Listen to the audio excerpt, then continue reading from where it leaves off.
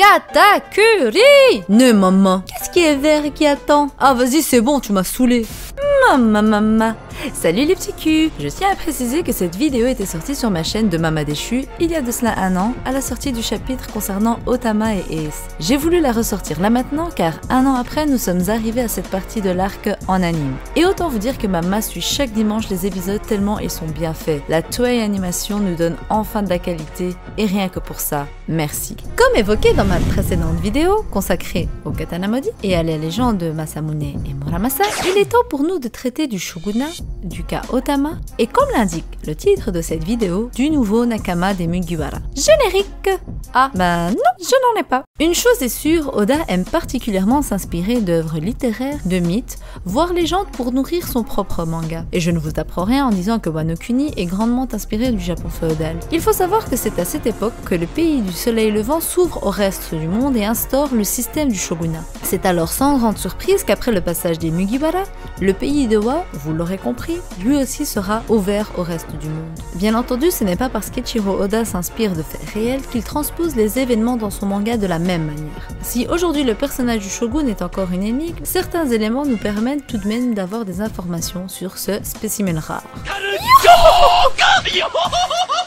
En effet, que savons-nous alors sur cet antagoniste? Premièrement son nom, Orochi. Comme la plupart des noms donnés aux personnages de l'œuvre, le nom du shogun nous révèle également des éléments concernant les inspirations de son personnage. On sait par exemple que le nom Orochi vient de Yamate no Orochi, un dragon serpent à 8 têtes qu'on retrouve dans les légendes asiatiques. La légende raconte qu'il se nourrissait d'une jeune fille par an et qu'une fois vaincu, on retrouva une épée d'une puissance sans pareille à l'intérieur de sa queue. L'épée, quant à elle, porte le nom de Kusanagi no Tsurugi, traduit en épée qui assemble les nuages célestes. Je pense qu'il est tout à fait possible que Oda puisse s'inspirer de cette légende pour permettre à Zoro d'acquérir une nouvelle épée après avoir vaincu le shogun Orochi. Et sachant que le serpent symbolise la traîtrise et la perfidie, il est même possible pour nous de penser que si Orochi est aujourd'hui un shogun sous les commandements de Kaido, c'est peut-être suite à une histoire de trahison. Je disais donc, une histoire de trahison. Il est également possible de faire le lien entre le sacrifice de la jeune fille ainsi qu'Otama, qui, on le sait maintenant, est recherché par un groupe d'individus. Qu'en est-il de Otama? Bon, d'après le titre de la vidéo, vous avez compris où je veux en venir avec Otama. Roulement de tambour. Otama va intégrer l'équipage des Mugiwara. Premièrement, il faut savoir que One Piece a un rapport particulier avec l'accomplissement des rêves. Et afin d'illustrer tout ça, voici quelques exemples. Nous avons tout d'abord Sabo qui, symboliquement, récupère le fruit de Ace après sa mort. D'une part, comme héritier de la volonté de son frère, mais plus important encore, pour protéger Luffy. Et cela s'appuie sur sa promesse faite par Sabo lorsqu'il se recueille sur la tombe de Ace. Ensuite, nous avons Robin, qui souhaite découvrir l'histoire du monde, et ce pour perpétuer la volonté de son peuple, les Ohara. Et pour finir, plus subtilement, nous avons également Zoro et son rêve de devenir le meilleur épéiste au monde.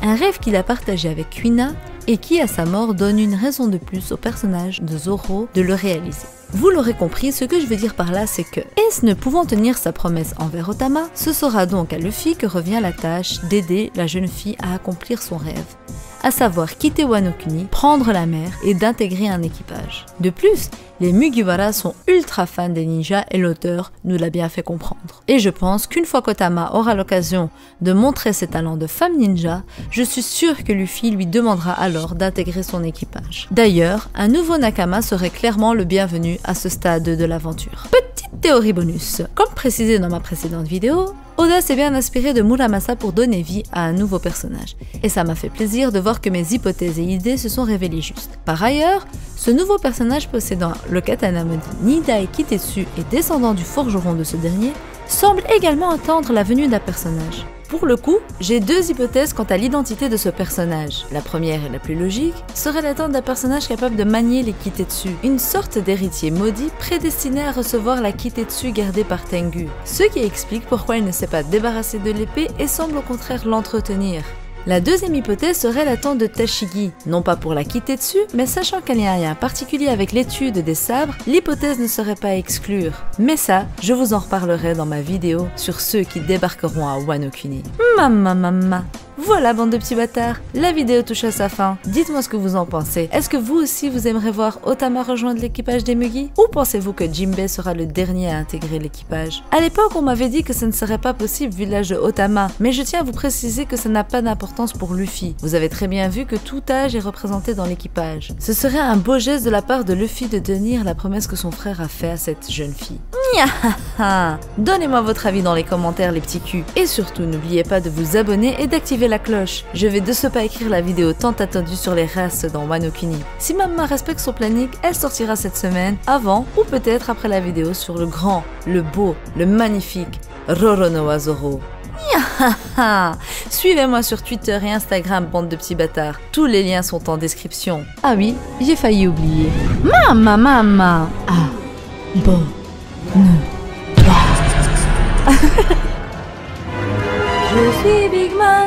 Je suis Big Mom, je te bouffe ta race, même si tu t'abonnes, tu veux que je prenne du poids, abonne-toi, et le pouce bleu pour mettre le feu.